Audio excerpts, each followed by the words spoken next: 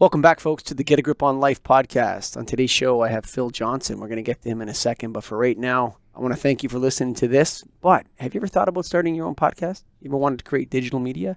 Go to getagripstudios.com. We are in Toronto, but you can be anywhere in the world, and you can use our wonderful service to create your own content, your own podcast, and all you got to do is record. You don't have to worry about all the pain in the butt stuff that goes on with creating a podcast or any kind of digital media. We take care of all that for you. So go to getagripstudios.com. Welcome to the Get a Grip on Life podcast, Phil Johnson. Good to be here. Thanks for having me. You know, it's funny. I've had so many wonderful, crazy, unexpected bios from people. I don't even know where to start. This is one of those ones, man. Tell me about yourself, man. What do you do every day to make money? I am a comedian, a musician, sometimes a music teacher, sometimes a music licenser, a writer, a podcaster. Whatever keeps me out of a necktie and a cubicle is what I do for a living, generally. Cool. Tell me about comedy, man. You know, I'll tell you right now. So I do a podcast. I can public speak. I got no problem with getting in front of a crowd of people and talking about something or whatever. But I'll tell you, comedy terrifies me, dude. To go up on stage and be responsible to make people laugh. That's a different vibe, man. Tell me how you get over that and how you become a professional comedian, man. It is. I've done a lot of different art forms. I've done music. I've done theater. I've done film acting. Comedy's different, man. Comedy is another level. It is. And I will tell you that comedy is the most difficult art form that I've undertaken so far. I kind of came at it very gradually because I was a musician first, from playing with orchestras as a kid and as a teenager. So there's 80 people on stage. And then I pared it down to rock band size where there's 5 or 6 of us on stage and I was playing guitar. And then the next stage was I became a singer. So now I'm still with a band, but now I'm the guy up front. And that was his own challenge. And then it was starting to perform solo as a musician, doing acoustic stuff. And then that was just me on stage, which was terrifying. But at least I had my guitar in front of me. Yes. And then it was putting the guitar down and just talking to the audience. And so I came at it very gradually from, having played with 80 people on stage and being very anonymous within that to building my way up to being just a dude on stage with a mic. And I still do music in the act too, but 3/4 of the show at this point is just stand-up comedy, So I came at it very gradually. I think for a lot of comics that are first starting out or people that are trying it for the first time, it's really about just getting on stage as many times as possible because you're not practicing telling jokes or being funny. You're just practicing being a person on stage in front of an audience. And that's the first step. I tell new comics, don't worry about what the material is or whether or not you're getting laughs for the first 15 sets that you do. It's good to get laughs. Some people get them right off the bat and then they don't bomb until 3 or 4 sets in. That'll usually happen. But it's just practicing being a person on stage in front of an audience, really. You know what's funny about that? I was talking to so I run a lighting business. I do a bunch of different things, but I was driving with one of my sales reps, and he's like, how do I get good at this, and how do I get good at selling light bulbs or whatever? And I was driving with him. I'm like, you need to go to as many places as you can and look at as many light fixtures and light bulbs as you can. You got to put the hours in and see the before and afters, and go there and watch people install them and do all that sort of stuff. And a lot of people, when it comes to comedy or any one of these things, I think you just have to get up on stage then and see what happens, and just get up on stage and return to it and grind it out. This idea that people are naturals, I don't know if that's necessarily true, especially with complex things like comedy. When you say that, you sort of gradually went into it. So was there a sense where it's like you're playing one day and you're like, I can just put this guitar down and talk to the audience? Was there an occurrence of that to you where you said, I think I can just do this? I think it wasn't as maybe spur of the moment as that sounds. It was, when I first started doing comedy, the reason I got into comedy was I had written a couple of goofy songs, and those were the songs that started to click with people. They were like, that's what you should be doing. And I was like, no, those are going to be B-sides. I'm just goofing around with those. And they were like, no, those are the songs that were getting stuck in our heads. That's what you should be doing. And I got invited to do this comedy music show in San Francisco at a little theater called the Hyena Theater that doesn't exist anymore. The MC at that show, she started taking me around to play guitar for her act that she needed a guitar player for. And then she started telling people, hey, he's got some songs, he's got an act, why don't you put him up? And so they started putting me up. And I, for the first couple of years, it was just comedy music. I wasn't doing stand up at all. I'd always been a fan of stand up, never thought I'd be doing it. But you start to catch flack from the other more traditional stand ups. They're like, guitar comic is a pejorative term in the comedy world, much like prop comic. And I totally understand why, because there's loads of bad comedy music out there. Just like there's loads of bad stand-up and any other art form. There's always a lot of it. But when there's a smaller contingent, a smaller community of it, the bad stuff, I think, stands out a little bit more. And so it was a matter of, you're not a real comic, you're a guitar comic. And I was like, nah, all right, well, I'll learn how to do that too. So I started concentrating on the stand-up portion. And I would then, if I was doing, back then, if you're doing a 10, 12-minute set, I would do, 5 or 6 minutes of stand-up and then pick the guitar up. So I started having to force that into the set. And really kind of the other thing I was doing was I was talking in between songs. The introductions to the songs were funny and kind of goofy. And that was sort of a contributing factor as well. So once I got used to the idea of talking to the audience while I had a guitar strapped to me, it wasn't that big a stretch to then take the guitar off and set it on the stand. And I would say about 2 years in, I'm trying to think when I did film my first special, 2.5 years in, I think, I was setting the guitar aside for at least half the show and then bringing it back in for the second half of the show. Wow. So it was a progression. So you went from 80 person in the orchestra to being in the band, to being the singer, to being alone, to being a comedian. Yeah. Yeah. Is there a rhythm in comedy? Because I went to see, what's that British comic? His first name is Michael, I think. Michael, shoot. I know who you're talking about.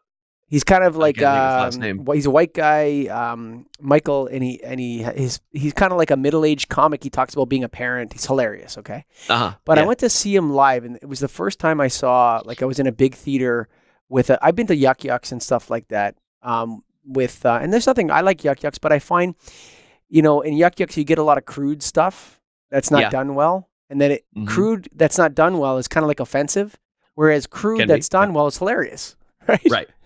Right. It's bad crude is the worst kind of comedy, I think, for me.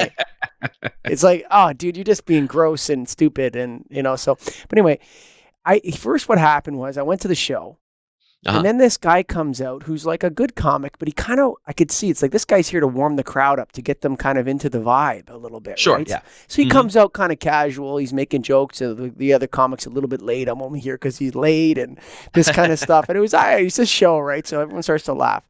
But then the main guy came. I can't remember his name. It's so horrible, but he was amazing. Comes out, and even his walk is funny. Like, you're already in the mood, and he's walking funny, right? Sure. And then when I was listening to him, I started looking around the crowd, and I felt like there was like this rhythm that when it peaked or something, he pushed a button. And that could have been something he said or some body language movement or whatever. But he was in a rhythm, like a musical rhythm in a way, but it's a comedy rhythm. Am I observing something real, or am I just crazy? Absolutely. No, there's definitely a rhythm to comedy. And I come at comedy like a songwriter much of the time, where that rhythm is very important. I know where the beats are going to be. I know where I need a pause. I know where I need to rush a word or drop in, kind of a random syllable just to mark as a spacer for that particular half a beat. Because if I drag that another half a beat, then that punchline is going to hit harder. I do a lot of that kind of stuff. And I think it's because of my songwriting background that I can look at it as a composition like that. But there's definitely a rhythm to stand up, where even sometimes if the joke is not super great, the audience will laugh because they've been trained to hear what that rhythm is. And they go, oh, that was a punchline. We'll laugh. And some of my favorite jokes that I've got right now is the audience will laugh because of the timing. They'll laugh because they've been triggered to laugh at that point. It's like they're pushing a button.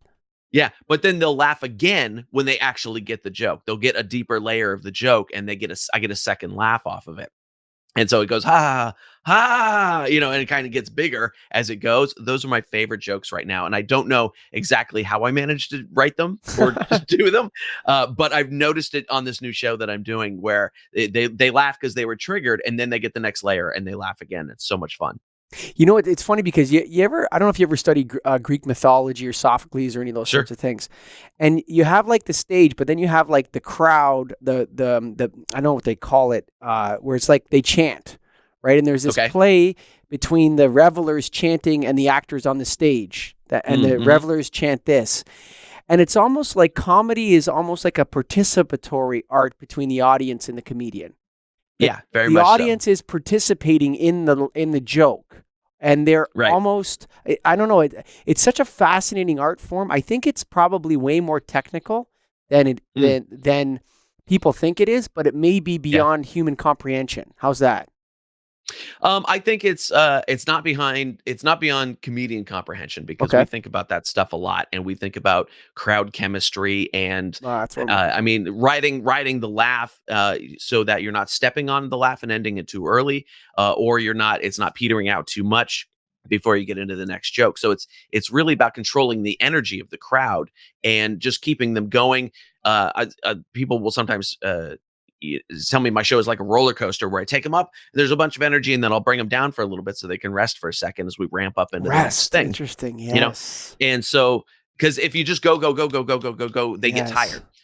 And in fact, sometimes there'll be a show where either there's too many comics on the show or it's a too long of a show. Like no comedy show should be longer than 90 minutes.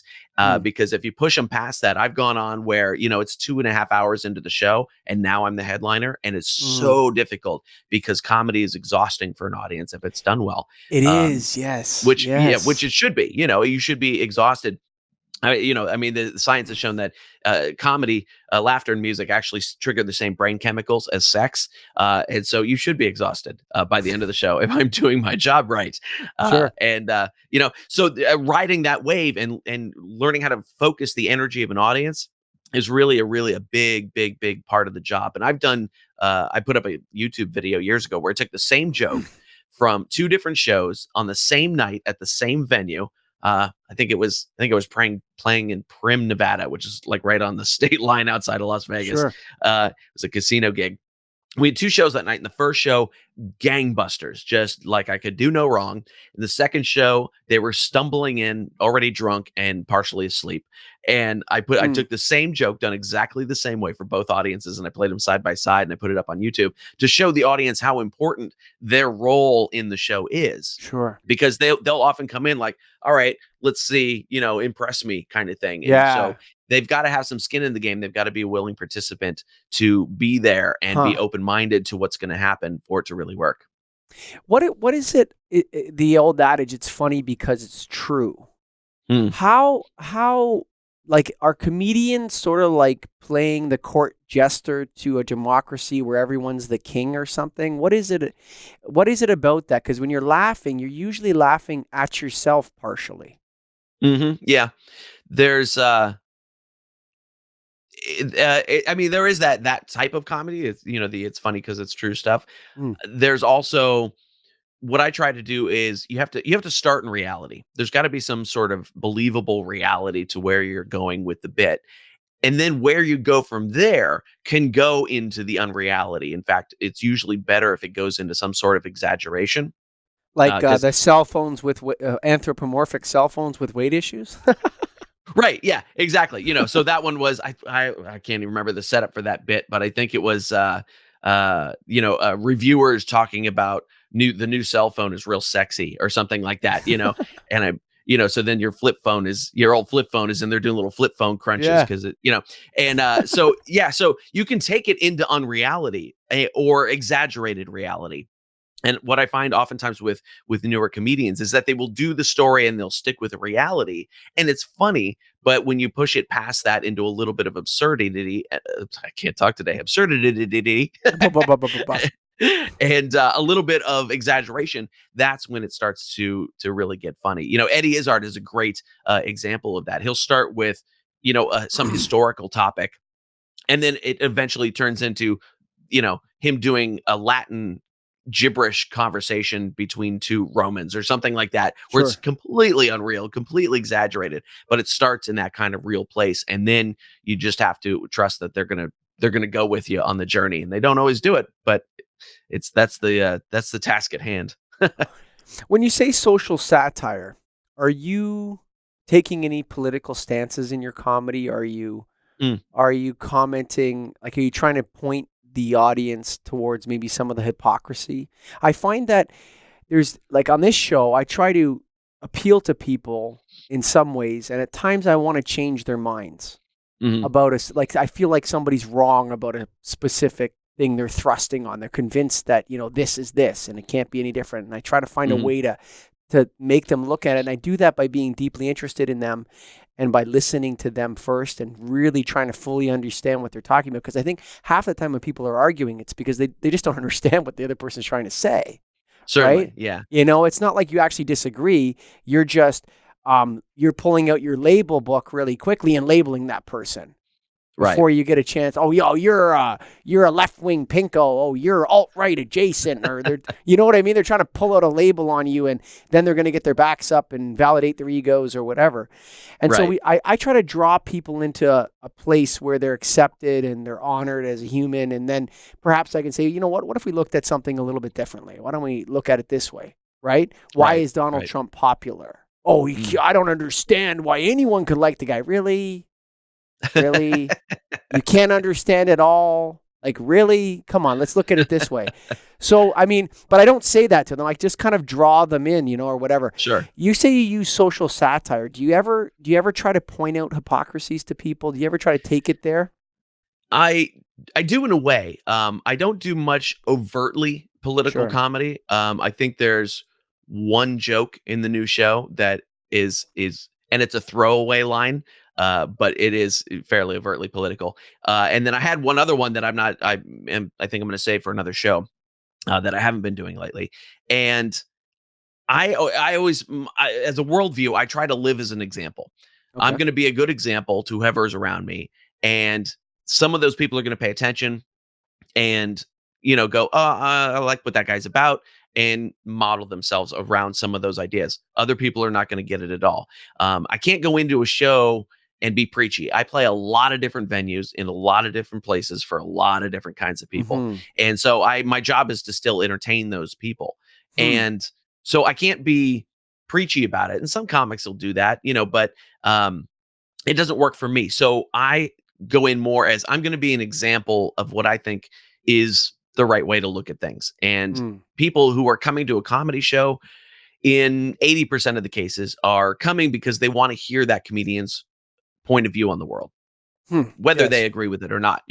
And so I have to trust that those people are coming in to hear my point of view on the world, and I can only give them my point of view on the world, whatever that is.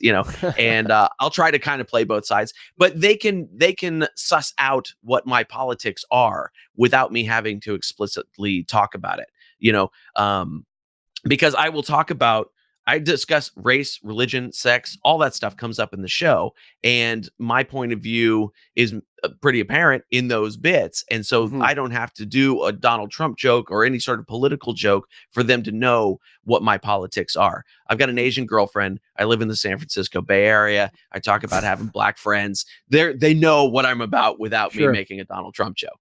So Yeah, I get I it. don't I don't have to do it that way. You're American.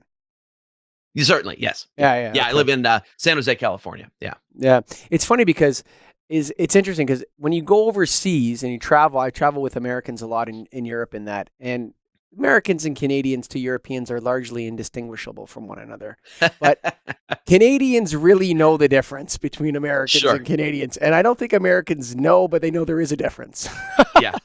So, tell me a little bit about um, this who Phil Johnson is. Okay. And Um, the roadside attraction. What's that all about? okay. Yeah. I actually brought up a story. I was playing in Edmonton 6 months ago or so, and one of the waiters at the club came up to me and he goes, "I'm so happy to meet you." And I said, "Okay, thanks. Why?" And he said, "I've never met an American before." And I was like, "Really? How's that possible?" All right. Come Just- on. yeah, he had never met an American. And I was like, "Okay, well, that's cool. That's interesting." And he goes, what is going on down there? You guys are nuts. And I was like, I said, I can't answer that question. But yeah, I just thought I thought that was very funny. Canadians do definitely, yeah, see the difference between Canadians and Americans, and smart Americans, And are also very see the difference. sensitive about it. Actually, I find way too Yeah. Oh, yeah. sensitive. I find them way too sensitive, and but tell me a little bit about where you grew up, and Yeah. some of the things that that happened in your childhood that led you to this musical comedy career. Sure. Yeah. So I grew up in San Jose. I live San Jose adjacent now in California here. So Hmm. I've never tread that far from home for where I live. I'm a California boy, Hmm. born and bred, heavily suburban. Cities are good for a few days. And the country's good for a few days, and then I just want to get back to tract homes and strip malls. Hmm. It's a very comfortable environment for me, Sure. and but I do travel around the country and around the world, doing the jokes, and so that gets me out into the world, which I think is a huge problem for a lot of people, is that they don't travel enough and they don't see enough different places and meet different Hmm. people to get a larger worldview on it. But I grew up here, in it wasn't Silicon Valley when I was a Hmm. kid, and now it is. And so we've had plenty of changes around here and all that kind of stuff. But in the where the music came in was in the fourth grade. They had a music program at my school, and the first thing they had us play was this a tonette. It's kind of like a recorder, but it's only about 6 inches long, and it sounds horrible. Hmm. And the next year, they said, "Okay, you get to graduate up to a real instrument." My mom was like, "Do you want to play music?" And I was like, "I don't know, maybe." I didn't have an exhibited interest in it Sure. necessarily. And she said, "Well, girls like musicians." And I was like, "Well, sign me up. Sure. I'm down for that." And then she said, "Well, which instrument do you want to play?" And I said, Huh. I don't know." And she said, "Well, if you play the flute, you'll always be the only boy in the section." And I was like, "Sign me up." So that was my first instrument, was playing the flute. And I, all the way through college, I was the only guy in the flute section. And that was always fun. So after that, I picked up piano, I think when I was 13. I picked up guitar when I was 16. The guitar really became my voice. That's my Mm. favorite instrument to play, even though I play lots of Mm. other ones. The guitar is definitely my voice, and it's my main songwriting instrument.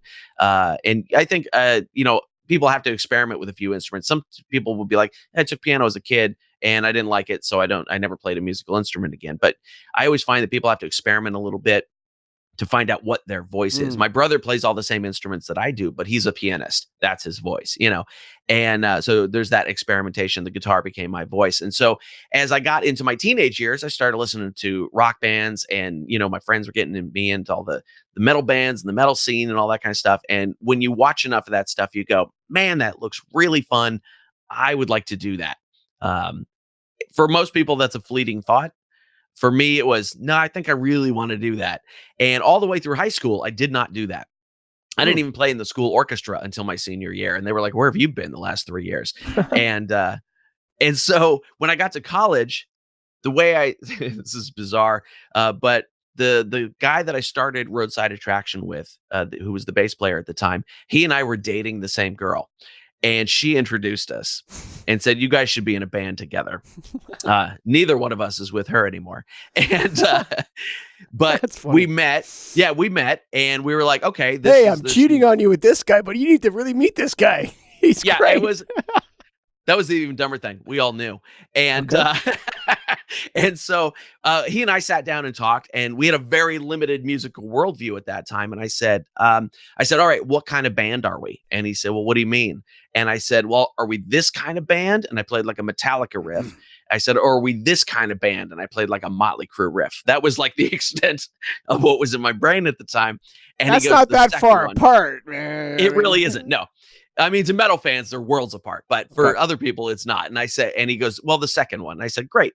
And so that's where we started, was kind of playing, that kind of stuff. And it evolved, and none of the guys that were in the band originally are in the band anymore. Mm. I've been through cycles of drummers and bass players and singers and guitar players and everybody, so it's basically my project at this point. And I use hired guns, and I release all the material under the Roadside Mhm. Attraction name.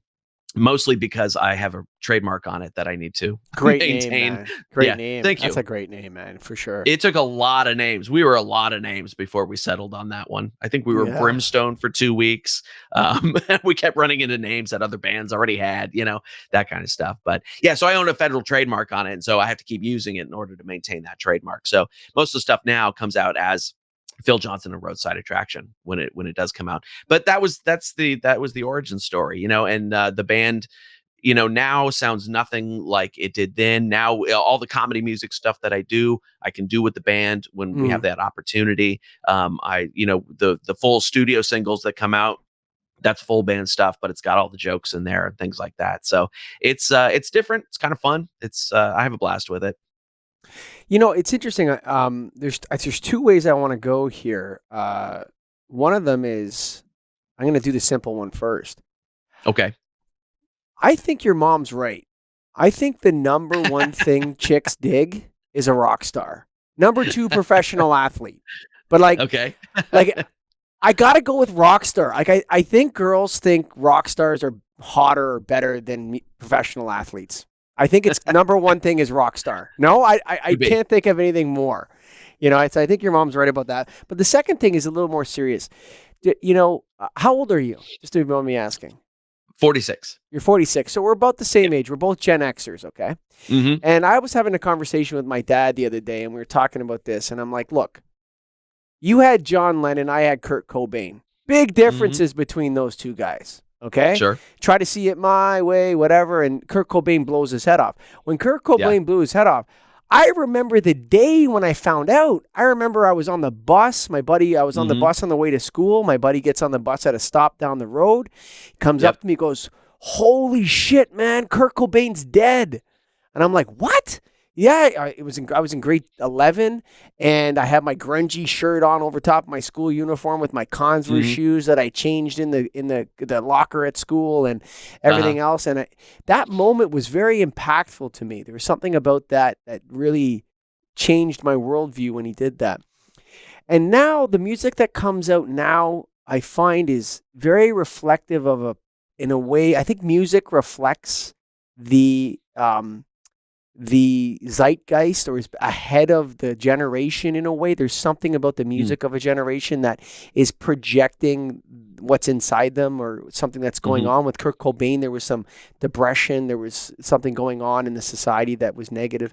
I find today's music, or at least the popular music, it's lacking in something. It's lacking in depth. Like the idea that Drake is sold more records than the Beatles is completely ridiculous to me.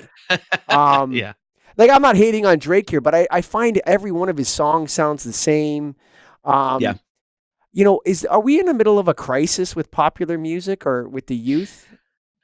I don't necessarily think so. And the reason why is because as we get older, we've heard all this stuff before. Drake's not doing anything that we didn't hear, in early hip hop in the mid 80s.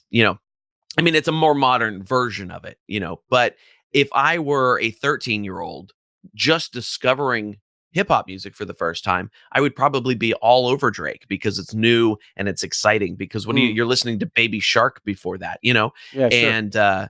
and so when you discover that stuff, you go, "Oh my God," and your mind is blown. And I feel like your taste in music really becomes cemented in your head between the ages of, say, 12 and 17. And whatever you were listening to at that point is going to be your comfort zone forever. And you can go out of that, but you're always going to come back to that, no matter how badly that stuff ages. I mean, I listened to, when I was a teenager, I was listening to a ton of metal, a ton of, hair metal, Poison, Motley Crue, Slayer, Metallica. That was my world back then. And it's my comfort zone now. But a lot of those Come on, you go home and don't hold up. When you're sad, you go home and listen to Every Rose Has Its Thorn and cry, or it's all of that is in the shuffle of my 30,000 song music library somewhere. But I also listen to Kamasi Washington. I also listen to Kendrick Lamar. I also listen to a ton of really, really old jazz. I listen to Afro-Cuban music. There's a lot of stuff in there. But when that stuff comes on, there's no stress in my brain. I It's know what it touching is. you. It's It's like, touching you. It's taking yeah, you to another place in a way. yeah, I mean, there's a little bit of that, but it's really just like it's so ingrained in my head Hmm. now that I do it's not a challenging listen. It's just it's mashed potatoes of music, And I think every kid is going to have that mashed potatoes of music, something that blew their mind when they were 14. And then you just kind of keep that in the back of your head. Like when who's on tour? The Backstreet Boys are on a reunion tour or something like that. And Yeah, there's, but that's the signal to 38-year-old me. women going, But yeah. that's the signal to me that something's wrong. I mean, the fact that the and I love the Rolling Stones, man. Some of my favorite songs are Rolling Stones songs. Uh-huh. But the last album that came out, other than the last one from Roadside Attraction. No, I'm joking. No, but the last album that really came out that I was like excited. Maybe it's because I'm old now or whatever. But was Limp Bizkit's first album. And then Okay. the one I remember before that was like, whoa, what the hell is this? It's totally new and it's really awesome.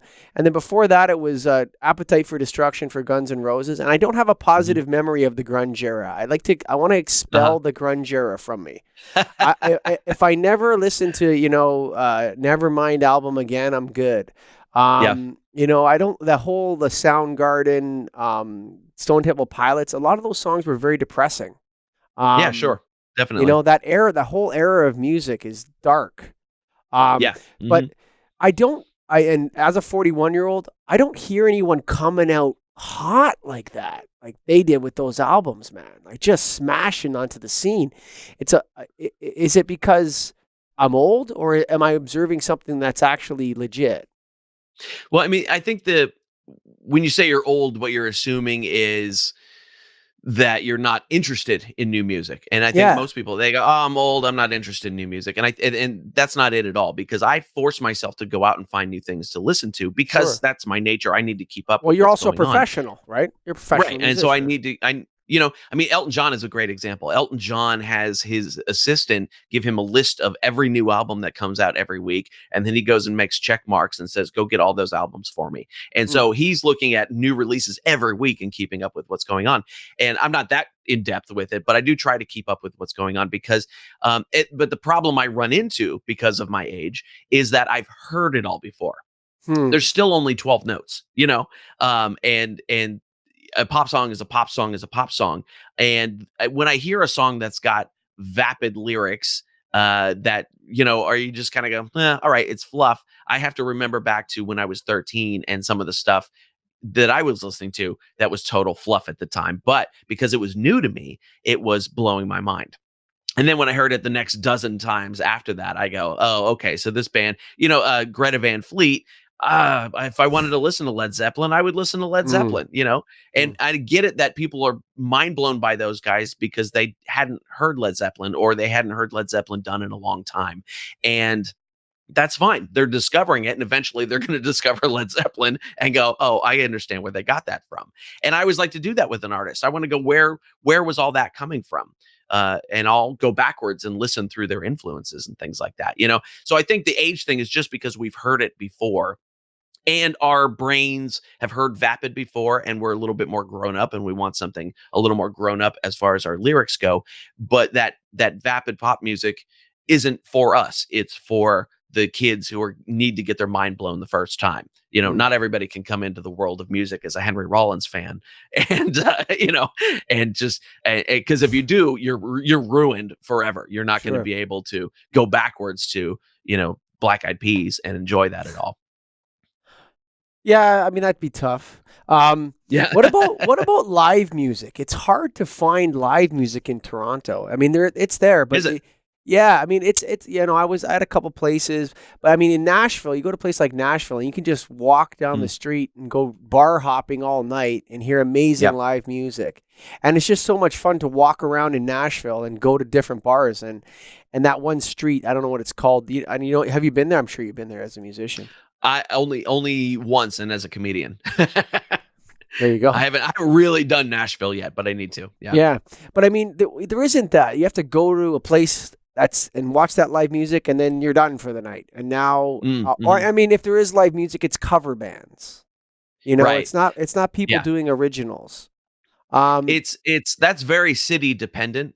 Certainly here in the San Francisco Bay Area, our music scene has taken a huge hit over the last few years, which is another reason why I transitioned over to comedy, because it opened up more venues for me that I couldn't get in music. mm, And because the cost of living here in the Bay Area is so high, it's driving the musicians out to mm, the point where some of the venues that are here are having trouble finding opening acts, local opening acts for the bigger names mm, that are coming through, because there's just not as many bands here because the musicians can't afford to live here.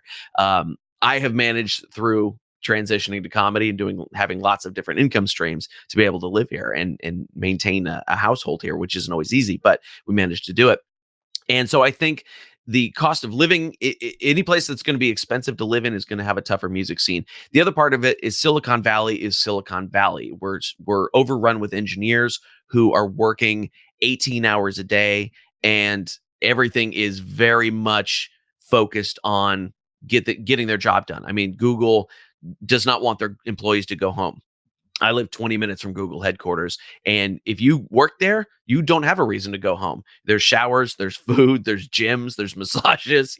They want to yeah, keep you there. sure. And so a lot of the tech industry does not have a super great social life outside of the tech industry. And when they do get out of there, they want to go just have a drink at a bar and be silent and talk to some friends. So we do have a bit of a music scene here. San Francisco has a decent music scene. Here in San Jose, we've got, I want to say, maybe two venues that are worth a while. And it's just a matter of, most, if you're doing a singer songwriter thing, you're just going to go find a coffee shop and try and do it there. And it's, trying to figure it out wherever you go. But yeah, we don't have a street where you can just go, walk around and see a bunch of different live music. And I miss that too, because it was always great. I don't get to as many shows as I'd like to, mostly because I'm always busy doing shows. Mm, And so it's got to be when somebody comes through, it's going to be a special night, and we're going to go out and see them. We're going to see. I think the next one we're going to see is we're going to go see Heart in September, because I've always loved Heart and I've never seen him, and my girlfriend bought me tickets for my birthday. So Heart. Yeah. yeah, But that's another old band, It's like sure. to me, it's like is there a band out now that's young that can fill a stadium? Like a rock band. Um. Ooh. Let's see. You're testing my uh, industry knowledge a little bit, but not a not a rock band. I would say I just drove past the Oakland Coliseum last night, Sure. and the two big things on their marquee that were coming through were Kiss and Iron Maiden, and I was like, all right, well, If you went you know, back, if you went back to the '80s and you were sitting with the editor of Rolling Stone, whoever he was, and he says, "Look, man, I'm from uh 2019. Look who's headlining at the Oakland Coliseum in right, 2019." He would have said, "That's the not the same future, guys. man. You're lying. Yeah, That's not the yeah, future." yeah. It's like, And the problem the industry has is a lot of those bands are retiring. Ozzy Osbourne's calling it quits, Leonard Skinner's calling it quits, Slayer's calling it quits. oh, they're Those all in their bands that are packing 70s. those arenas, They're all in their right? Yeah. 70s. So a lot of those bands are retiring, and now they're having to try and find not only people that can fill the arena, but somebody who's going to be able to fill the arena 2 or 3 years from now as well. You can put Selena Gomez in there, and she's going to fill an arena right now, but whether she can 3 or 4 years from Or now is 20 years really, from really now. questionable. Exactly. Yeah. McCartney's out doing it again, and he's still filling places. But even he'll say, well, it's because I'm a Beatle. No, but I think it goes back to that what you were talking about. I think there's actually maybe I'm crazy, but I think there's a bit of a comedy surge right now. There seems to be Yep. money in comedy. Like there's a lot of people that want to go see comedy. There isn't a lot of people that want to see grassroots bands play. It's just not popular. People want to, if they're going to see a Yeah. band, they want the classic cover songs. I want to Yeah. hear And Piano there's Man and whatever, and that's it. Yeah, there's some of that. What I think we really are missing here in the US and probably in Canada too is a good festival circuit. We have festivals here, but they tend to be I don't know, they're viewed as sort of a place to be seen. Regular people don't really want to go. You have to be young and really into, going out and getting dirty for a weekend. Sure. And dealing with going to Coachella or Bonnaroo or one of those places. Whereas if you look at the European scene has a lot of festivals that regular people go to. And those festivals will expose people to the newer acts that are lower down on the bill. They don't go just to see the headliners. They go to see everybody they can. And I mean, a good example was I was watching, they stream Coachella on YouTube every year now. And last year I sat down and flipped through the various Coachella videos that were happening live in real time. And I discovered like 4 bands that I fell in love with. And Sure. and that was watching for 20 minutes. And I was like, oh my gosh, I love this band, The Heavy, or Sure. what's the other guy? In the Night Sweats. I can't think of his name. Nathan Ratcliffe in the Night Sweats. Anyway, I found like 4 or 5 bands that I. What's his name, Scott?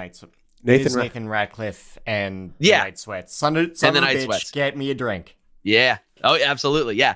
And I watched 20 minutes of their show and I was like, I love this band, and now I will go see them when they come through town, So I think having a more accessible festival circuit would do wonders for this continent, because there are bands that are from here that have way bigger audiences in Europe when they go play festivals over there. And then they'll come here and play for 50 people, or European bands that do well in the festival circuit over there. And then they'll come here and play for 50 people. I was talking with the singer of a band called Ailstorm, which is a pirate metal band. And I love those guys. Oh, my producer's he's getting excited. Scotty, yeah, they're great. And so I had the singer from Ailstorm on my podcast, and we were talking about it. And he said they'll play for 10, 20,000 people at a time when they're in Europe doing a festival. And then they'll come here and play for, maybe 100 people in a rock club. In the age of Facebook and Instagram, it seems crazy to me. Well, there's so much competition. Who looks at a Facebook, event invite anymore? I just delete them because everybody's sending them out. That's partially Facebook's making, because they don't make it easy for you to invite specific people. You have to invite everybody or nobody. That's a technological problem on their side. But there's just so many things happening that are outside of music or outside of comedy. There's theater, there's community events, there's parades, there's, just yoga classes. There's so many different things happening that people have to really divide their attention a lot more now, because it isn't just there's a big band coming to do a show and there's a guy at the comedy club this weekend, and those are our 2 choices. Now, in towns where those are the 2 choices, those towns are a lot easier to play in. And I play towns where people are like, why do you come here? And I'm like, because you guys come here. And the room is full when I get here. That's why I come here, So yeah, it's almost like you can get crowded out in a city like Toronto, 5 million people or whatever. Absolutely, yeah. There's so much going on. It's one of the country music scene is very popular though. Mm-hmm. Like those festivals are super popular. Yeah, and I mean, well, any of the festivals that are here are popular, and I think the country music ones tend to be a little more mainstream, because the vibe isn't, come out and don't shower for 3 days, which, Bonnaroo and Coachella and, all those things kind of are now, where it's an event. You're not necessarily there for the music. The music is almost a backdrop, especially at the electronic music festivals. The music is very much a backdrop. If you talk to the people that go there, they're going there for almost everything but the music. The music is just a backdrop. And I think there's something else they're dropping when they go there too. Oh yeah, that for sure. Yeah. And that's much more in the forefront. Yeah. And so it's just a different festival culture. And I don't know how we would develop a European festival culture here. It would take a lot of doing and a lot of changing the viewpoint on that. But if we could, I think that would, really bring back an American music circuit that is very difficult now. I have a theory.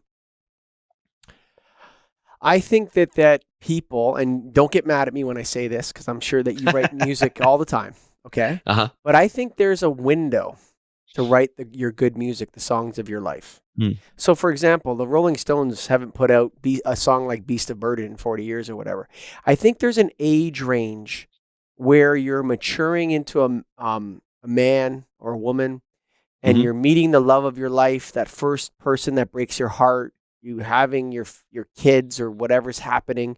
And in that period of time, there's a hyper creativity in you that can just flow into music that once it's gone and you hit a certain age, you can't capture anymore. And I think it's unique to music. I don't think there's any other art form that you can say this about. And I'm just anecdotally observing this, and I'm sure there's people in their 60s that write great songs and all this sort of stuff. But for me, what I look at the reason there's a window there, and if you don't capture that window, you're never going to be able to make that kind of music that really touches people's souls. Am I crazy? I think, yeah, no, I think that's part of it. And I mean, in the type of music that I write, I'm writing jokes into the songs, and jokes are a little more timeless. I can still hit at some pretty heavy subjects, but I can write a joke, and so that's always going to get me across. But I think when you take a band like the Rolling Stones, I was thinking about this just the other day, actually. I was listening to Satisfaction, and I was like, this is a good song, but if they put this song out 30 albums into their career, it would have been, all right, it's kind of cool, Mm-hmm. Whereas if you took a song from one of their, more recent albums and you release that in 1966, it probably would have blown people's minds, So I think it's a matter of, we can absorb only so much from a particular artist. Like, you think Love Is Strong? You know that song, Love Is Strong, and You're So Sweet. You know that Rolling Stone song? I don't think that would be popular in the 60s. Do you?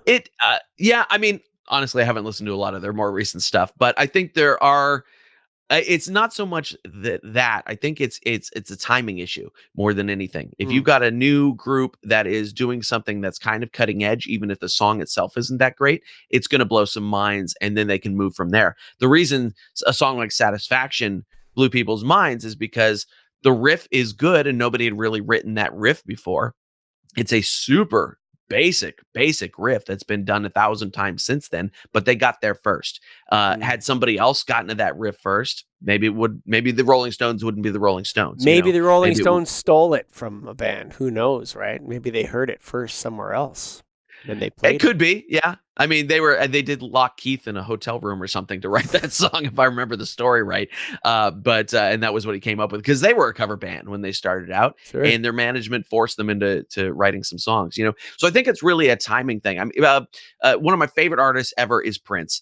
When you talk about being of course, really hit hard when Kurt died, I couldn't even begin to have a day when I found out Prince died. My mom came in and told me, because I was over at her place. She was like, Prince just died. And I was like, what? And my day was over. I was shattered.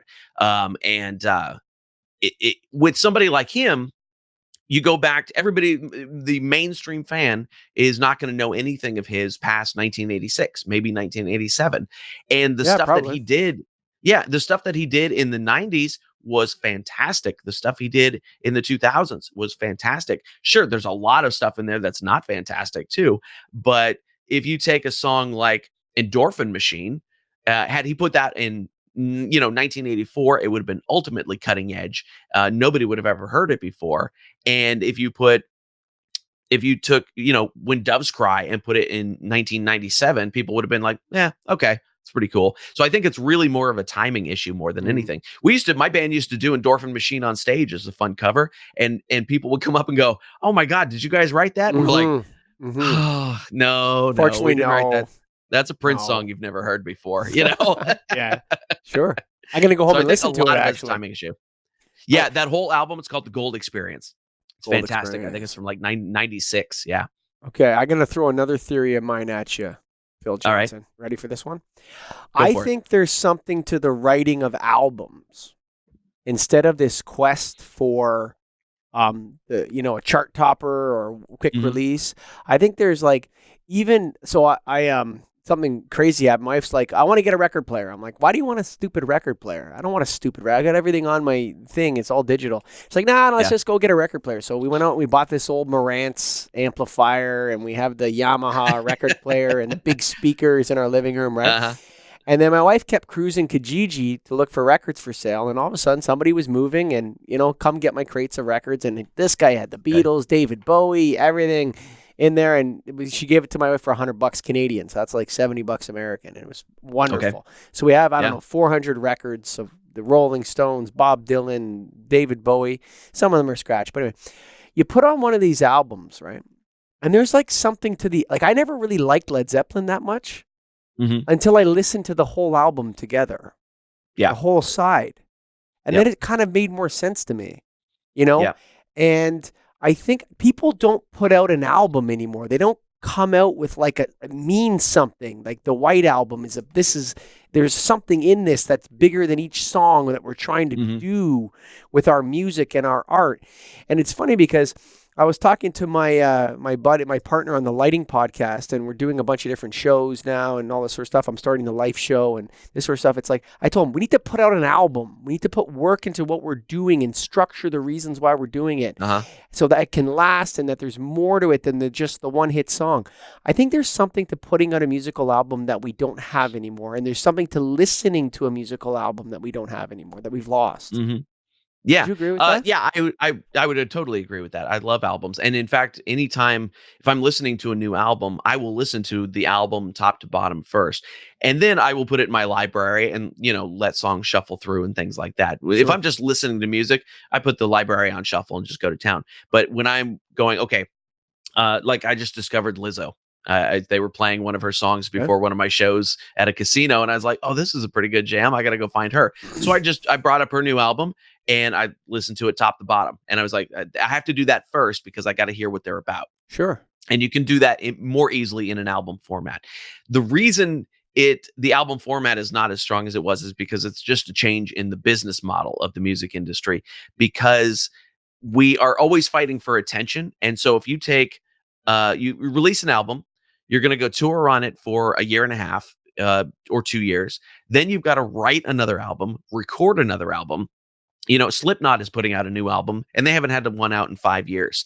And the diehard Slipknot fans are going to be very excited for that album. Nobody else is going to care because you have to keep people engaged on a regular basis. Now, there's other places to do that besides just releasing music, but by having something to promote on a regular basis, here's my new single, here's another new single 2 months from now, here's another new single 3 months from now, then you're keeping people engaged as you go, so that when the album does finally come out, they will go listen to it and enjoy it. Plus you can tour in the meantime while the album is being finished. So what I've noticed a lot of people doing now is they'll go, the album's coming out in 6 months, we're going to dribble out 3 or 4 singles before then that just come out as singles. They don't come out necessarily saying there's an album coming up. They'll just drop the singles, and that keeps people engaged and kind of ramps them up for the eventual album release 6 or 8 months later. So it's really just a matter of trying to keep people involved in and engaged the whole time, which is the constant struggle now, is just trying to, keep people's ears and eyeballs focused on your work, because there's so many different distractions now that you just have to constantly get at them a little bit every day. How many albums has Roadside Attraction put out? Let's see. We've done, as far as full-length albums, because I'm a singles guy these days too, for all those same reasons that I just talked about. I'm getting ready to film my 4th comedy special. That's more what I think about these days. Sure. And that's my album that I put out. There's money in that. Like, comedy specials make money if they're good. Certainly. Yeah, they do. And so that's my album that I do now. And because it takes me, this special has taken me 5 years to write. Because it takes me 5 years to write a new hour plus of comedy, I'm going to dribble out singles in between there to keep people involved. Sure. And so that's the way that I do it. So as far as, full-length Roadside Attraction releases, I would say a couple full albums, 1 or 2 full albums, couple EPs, bunch of singles, some live albums, all that kind of stuff gets dripped out there. And then I do singles, 2 or 3 times a year. I'll put out a new single while I'm writing that next comedy special that I'm out touring on the road to get that worked out. And then that gets dropped every 3 to 4 years. It used to be every 2 to 3 years. And this one was much harder to write. So it took a little longer. I want to ask one thing, but I have another question on that same path. Do you miss album artwork? Remember an album would come out? Oh, and yes. Open it up. Yeah. Oh, yeah.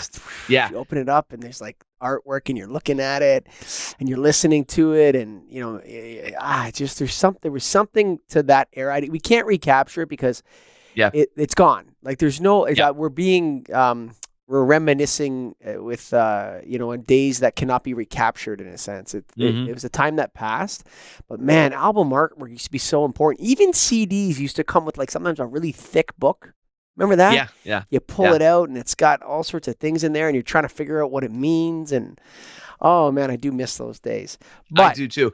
Ironically, album artwork is even more important now because if you go onto Spotify and you're just looking at a list of new releases of artists that you're not familiar with, I'll go through and I'll go, okay, I know that person and that person. I want to hear more of that person. I'll grab those. But then I'll go through and just go, oh, that cover looks kind of cool. I'll give that one a spin and see what it's all about. Because all there is the name and the album cover when you go look at a a playlist or a list of new releases on one of the streaming services. That's all they give you. There's no bio information. There's no nothing unless you dig further into that artist page. And so the album cover art has become even more important in communicating what that album and what that artist are going to be about. The problem is they're only, an inch and a half wide on your screen. And I don't think I think the streaming services are missing a big angle there in playing up here the cover art and making it more forceful, at least giving you more information about what that artist is about up front.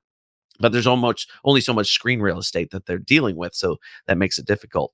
But I miss having the cover art in my hands, definitely. But I think I struggle with cover art on my releases. That's naming the special and coming up with the cover art are the two biggest headaches of writing a show, I think. Yeah, I mean, stuff like that because it's kind of like completing it in a way. You're finished. Yeah. Yeah, absolutely. Some comics will go into writing a show with a theme in mind. Christopher Titus knows what the title of his show is first, and then he writes to that. His new show that he's working on is called Stories I Shouldn't Tell. His last one was called Amerigeddon, and so he goes in, the title is first, and then he writes around that title, which I think is fascinating. I tried to do that on this one, and it didn't come out anything like I had originally come up with. I had a vision in mind for what this show was going to be, and now the first 10 minutes of the show is that, and then it moves on to other things that I'm just as happy with, but it just didn't come out to be the show that I originally had thought of in my brain. Now I've got to figure out what that through line, what that tie line is through all the bits and give it a title and some cover art that makes sense. It's funny about that because I think I'm an entrepreneur. So I've started 5 busineses. I don't even know, 5 or 6. And 5 of them were successful, or 5 out of, there's one that failed. Anyway. Okay. That's neither here nor there. But whenever I talk to people, a lot of people talk to me about entrepreneurship, and I'll speak about entrepreneurship from time to time. Not professionally, but just people will ask me to speak in front of high school students or whatever. Or they'll ask me to help them start their business or whatever. Just nothing professional, but just it happens quite a bit. And the first thing that always comes up when people are talking about starting a business is, what are we going to name the business? It's the first thing people say. And I said, who cares what the business is called? Like that's the least of your concerns, right? In a sense. But I think sometimes it's that idea. People have different creative processes, right? So I'm looking at people like, you're crazy. Who cares? Like, buy for $1, sell for $2. Call it that. We're going to call it buy for $1 and sell for $2 because that's what we're going to do, right? Right. Yeah. But I mean, there's something, I think some people's creative process, what they want to do is they want to, I was interviewing a guy the other day, they want to frame it somehow, or they want some sort of theme to shoot for or whatever. And for me, I think I'd rather just, land on the shores of the island and start chopping down trees and see what happens. But I think everyone has their own creative process. So when you start one of these specials, when you say, okay, I've ran with this bit or this act for a number of years and the specials come out, I need something new now. What happens? What's the first thing you do? What do you do? I will, when I finish the special and I put it out, I will continue doing that material because my specials are not going to be going out to a mass audience. I am not, a huge comic where I'm not Kevin Hart, where everybody's going to watch the special and then know all that material. I still got some mileage in it when I go on the road because those people haven't seen it yet. And not only that, they want to buy it afterwards. Strangely, people want to buy the jokes that they just heard on the DVD or the CD after. And they're somewhat disappointed when I go, this is a completely different show on the DVD. I would be excited because I would be like, oh, cool. That's a whole nother hour that I haven't seen yet. But they're like, no, I want that one bit that you just did. And I'm like, well, you just heard it. Why do you want it on DVD? I watched Delirious 50 times, buddy. I listened to No Cure for Cancer probably 25 times, Dennis Leary or whatever. I thought it was hilarious every time I listened to it. People like to return to it. I mean, it's funny. You know what's going to happen, and then you still laugh anyway. That's true. That's true. And I have albums that I do that with as well in comedy. But yeah, so once I've done that, I've still got some mileage in that material that I can do, because people do even want to hear some of those bits again, even if they've heard them. And so what I'll start doing is start filtering in new material, and doing the show. And then I've got a new bit. I'm going to start filtering that new 5 minutes into the show this weekend.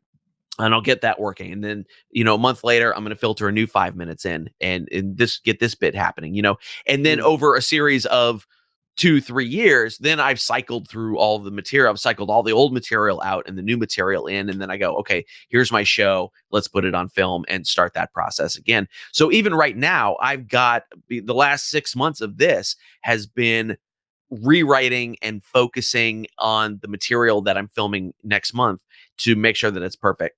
So I haven't been working on any new bits. And that drives me slightly nuts, because to comedians, like somebody said last night, I was talking about, he's at there's a bad 7-year spot for most comedians where they grow to hate comedy at about 7 years, and it gets better. But there is that 7-year slump that most comics go through that I've noticed. And he was just like, he's like, but if I have a new bit, it's a lifesaver. And I said, the new bit is always the lifesaver, because it's fresh. We haven't done it 1,000 times. It's exciting. We're just hanging on by our teeth and trying to figure it out. That's the best stuff. So for the last 6 months, I've really been just focusing on making sure that these bits are the best that they can be before I put them in front of cameras. But even that said, I've added a new 1.5 minutes to the top of the show a couple weeks ago, and it just turned the whole thing around for me. I'm like, I get to do the new jokes tonight, and it's very exciting. So as soon as that special comes out, I'll just start cycling new material in. I've got a note in my Evernote of stuff that I plan on working on, just premises and ideas. And I go, okay, in September, I can go start working on those and start filtering them into the show. But I'm in a mode right now where I can't even look at those, or I'm going to get distracted from what I'm trying to do. My last 3 podcasts were like 9 hours in total. So I actually have to get out of here in about 5 minutes, but there's a couple more areas I want to touch on. You got to tell me about being a white guy at a hip hop show. I got to know about that. Oh, okay. So that was a bit on my last special. Okay. The special is called Pretty from the Back, because I am, and often mistaken for a woman from behind. And so I took my. Do you have hair that someone might want to smell? If there was a dude that was straight, he would want to smell your hair. Is that what it is? Oh my God, it's a dude. Yeah. Smell it, braid it. I get all sorts of weird asks. And so I've been a hip hop fan since I was a kid. I have no idea how a kid in California got his hands on so much early Brooklyn hip hop as I did in 1983 and 84, but somehow I managed to. Growing up through middle school, my best friend's brother was a DJ, so we got stuff through him. So I was always into hip hop music right from the beginning. And so this show came up. I took my girlfriend to go see. It was an old school hip hop show. It was Public Enemy and LL Cool J and De La Soul and Ice Cube. It was a great show. And it was funny watching the change in that old school hip hop audience. They were much more they were much more grown up. They had Tupperwares of food that they brought with them behind us, and things like that. It was fun. There was a black couple behind us, and they were dressed obviously there for Public Enemy, dressed head to toe in like Public Enemy camouflage, but they had their Tupperware of food that they brought with them, and just cracked me up. But I was obviously a very black crowd, even here in the Bay Area where there's tons of white hip hop fans. And the thing that got me was they kept doing, put your hands in the air, put your hands in the air, put your hands in the air. And if a white guy does that, it looks like a white power salute. And so that was the premise that occurred in my head. And I was like, oh, I have to talk about that because I am out of my realm. I don't look like I belong here. Right. Exactly. Yeah. And I don't look like I belong here, but I've always been the guy that doesn't look like he belongs anywhere. And so that was really the theme of that show, is that I put myself in places where I don't necessarily belong. And that one was really a centerpiece bit for that show, because it was allowing me to not only portray that theme of I put myself in places where I don't belong, and I'm fine with that, and I'm cool with that because I've always been that person, but it allowed me to broach racial topics and things like that without it being super controversial. I was coming down on the right side of things, Sure. and it is dicey for a white guy to discuss race on stage. I do it even more in my new show, and that bit was the beginnings of that. How dare you? This one, Yeah, and and it depends on where I am. I did a show last night in Oakland. And it's this particular neighborhood of Oakland yet, and it was a mostly white audience because Oakland is becoming very gentrified. And I did some of that race material, and they were super uncomfortable with it, Yeah, just very, very for sure. uncomfortable. But I bet. walking out of the show, they were coming up to me like real quiet, like, "Oh my god, dude, you were hilarious. Oh, hey man, you were super funny." It's I'll like, tell well, you a story about you that should too, laugh man. bigger. I was at a lighting show, Uh and huh. we go to so most white Americans. I always say the average American honky. That's how I look at it, right? The average American honky has never been in a room with mostly black people. Right. Probably never happened. The average black American, for sure. But the average white Yeah. American, no. Doesn't happen Right. very often for them. Yep. So I was at this show, and it was, yeah, I'd say not really a mixed crowd. It was like mostly white people. And Mhm. there was a black woman there, and somebody points out and goes, "Oh, the head of XXX marketing department is right over there. We want to get her on the lighting podcast." Mm. And there was like 6 or 7 women over there, and one of them was black. And I said, "Oh, which one?" He's like, "Oh, the one with this." I said, "Do you mean the black lady?" And he's like, "I don't know what you're talking about, man." Yeah. And that's I'm like, I've "What do you, heard dude?" comics I said, do "Dude, that bit. Yeah. there's a beautiful, wonderful black woman over there that I can see, Uh-huh. and there's 6 white women, Yeah. and you Yep. pointed at the black woman, but you can't see that. Like I'm supposed to Right.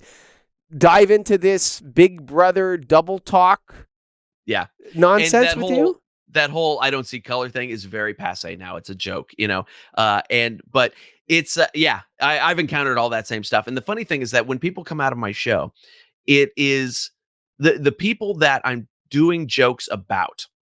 And they are not the butt of the joke in most cases. They are the subject of the joke, and that's a different story.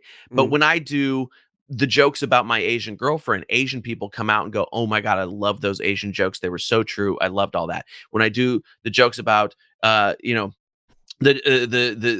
joke that gets into the African American stuff is like, say I'm beginning to understand a lot of the just a small piece of the African American experience in this country now because white people always want to touch my hair too, and that is a joke that gets me into that bit, and black people are like, "Oh my god, I love that joke," because it shows that I'm seeing things from their perspective a little bit. Sure. I'm coming out, and I always I sometimes have to tell people, look, I'm going to say some things that you're not going to buy at first, but hang on, and you're going to agree with me. Mm. And it's interesting to do that. I have a bit about Catholicism right now that Watch is, it. yeah, which is one of my favorite jokes too. But Catholics come out and go, "All right, yeah, that was funny," Sure. So it's the people that I'm doing that are the subject of the joke that tell me I'm doing it well and that I'm doing it right. And those are the people that I believe. If I'm doing a joke about African Americans and the white people look super uncomfortable, I don't really care because it's Yeah, not sure. the joke is for them, it's for everybody that's listening, but it's not their opinion of the joke that I'm going to take heed of. If a black guy came out and said that was super offensive, I don't think you should do that, I would rethink the joke. Maybe it would depend on the joke, but Sure. that doesn't happen. And it's taken a long time to develop as a comedian to be able to handle that material because I've tried it in the past where it didn't work. I had religious bits, man, that would walk an audience so fast, and now I've hit on this one that is relatable enough. And I figured out how to make the point of view work on it. I have to do it from the point of view as a small child because it's a bit about first communion. And so I have to do it as a child. This is what I was thinking, and that makes it palatable to the Mm. people listening. If I were an adult, just being very Crass or whatever. Yeah. very crass about it, Yeah. then it doesn't. And when I first started doing the bit, that's where it was. And it didn't work as well. I was like, "Oh, I have to be a kid in this bit in order to make Mm. it work." And Being now able, it works just fine. yeah, being able to joke and laugh at something is a sign of confidence and maturity, I think. Absolutely. Yeah. It's there's something there that, like for example, Irish people, like you'll see a movie now and like the dragon movies or whatever. Mm. There's always some stupid oaf with a Scottish accent. Right. Do you notice this? Like, it's like, why is Yeah, the sure. Scottish guy always a stupid oaf? Do Scottish people care about that? No, I don't think they give a crap. They just laugh and they don't care. They move on with their lives, So Right. I think there's something that signals like a maturity and a confidence. Got one more question for you. Sure. We have some tangents, you and I, so we have to be careful because I got to bounce soon. But I'm pretty sure you got stuff to do. But do you think musicians get, like, you hear the Rolling Stones playing? Like, do you think they're sick of playing Satisfaction? Like, come on. Probably Like, some nights they are. Oh God, I'm gonna blow my brains out. Yeah, I mean, I think of that every time Leonard Skinner plays Freebird. Sure. I mean, how sick of that song are they? But when there's an energy coming off of the audience, that's really what we're in it for at that point. Because I've told jokes that I've been telling for 5 years or whatever it is, and I'm sick of the joke. If I were to tell it to myself sitting on my couch in my living room, I'd be like, yeah, heard it, and I've even found myself not being as present as I should be in the middle of a bit where the words are just kind of falling out of my mouth because I've done it so many times. I try not to do that because it's bad skill. But if the energy is coming off of the audience, that freshens up that song or that joke again, where it's just an energy exchange at that point. It doesn't matter really what the song or joke is. It's that energy exchange that's happening, So I think when a crowd goes ape for Satisfaction, and the fact that Keith could play that, while he's nodding out and not have to worry about it. He knows his hands. They're going to go. I think at that point, it's just an energy exchange with the audience. And when somebody screams and freaks out, you go, oh, okay, I guess this is a cool jam after all. So I can see where they do get tiring to play. And I cycle songs out of my set all the time because of it. But then I'll have somebody go, hey, we really want to hear that song. And I'll go, all right. And I'll try and remember how to play it. And then when they react, I go, oh, all right, that was fun. That was cool. So it's really an energy thing. Can you feel that energy? Like, is that actually Absolutely. a feeling? What does it feel like? It's an adrenaline rush more than anything. No, but is it coming at you? Like, is it coming in waves, or can you sense it or something like that? I don't know. I don't know what I'm asking here, but. Yeah, I mean, definitely to a point. I don't know if it's something I can explain, but yeah, we can definitely feel an engaged audience or a non-engaged audience or an uncomfortable audience. And to an outsider, those may not look that different. It may be, or a drunk audience or a sleepy audience or, Sure. Whatever it is, we have done it so many times that we understand that audience chemistry. And either what we have to do to improve it, or we're just gonna do our job and collect a paycheck and go home. And that sometimes that's the case that needs to happen too. But yeah, there is definitely something that comes with the practice of being on stage in front of an audience so many times, where you start to be able to read that crowd chemistry. One of the worst things they'll do in some of these shows where they don't know how to put on a comedy show, a casino gig or something like that, is they'll put the first row seating too far from the front of the stage. Or they won't seat people, and there'll be like a giant hole in the middle of the seating and people just sitting around the outside. Destroys the chemistry of a comedy show. Comedy works best when people are all smashed together sitting next to each other, because they start transferring that. Yeah, you're that kind of energy from rocking. one person to the next. You're Yes, kind of rocking. Yeah, it's like a rock concert without a mosh pit. exactly. And concerts are very much the same way. The best ones are when you're in there and you're in there with the humanity and enjoying it, and it becomes a communal experience. That's why when you watch a Netflix comedy special, you're never going to laugh as loud as you do watching that same comic do the same joke in a comedy club. It's the communal expression. And our job on stage is to read that communal expression that's happening out there and ride that wave and try to control it, and not let it get away from us, because there are ways that it can get away from us as well. And just try to ride that wave. So that's the big underlying skill of any performer, is just knowing how to wrangle that crowd energy that's happening there. So it does, when you hit that laugh, when the laugh comes, it does hit you in the chest, where you go, oh yeah, I mean, to us, it's that next hit of heroin, I mean, I had to, I'm sure it's addicting. Like, I'm serious. I'm sure it's addicting. It very much is. Very, very much is. So Saturday night, I was playing at a casino in Las Vegas, and it was phenomenal. The crowd was so great. It was just a great, great, great show. And I came off of that walking a mile high. And then last night I had that show in Oakland that was, fairly mediocre, where the audience was uncomfortable. And just like today, I've been just like, oh man, I don't know about this comedy thing. It really does get in your head, but I can't wait to get back on stage tomorrow night at my next show where I go, oh, I know what that crowd's going to be like, and they're going to be awesome, and we're going to be back on the horse after that. So it that energy exchange becomes very, very addictive. Yeah. What do you get from podcasting? What kind of is there a high to it? Is there something you get from podcasting? That's interesting. I kind of started into the podcasting as a way to develop new skills. Because pretty much anything new that I try, it's because I want to learn a new skill. And the skill that I was trying to learn there was not only how to interview people, but how to converse with people a little bit better. Most performers are introverts. We're not great at talking to people when we're not on a stage. On a stage, great. Off stage, we just want to crawl in a hole, And so I wanted to learn a little bit more about having discussions in that type of mode, because my favorite podcasts, my favorite shows are those type of interview shows. It's the Get a Grip on Life podcast. That's your favorite one. There you go. Exactly.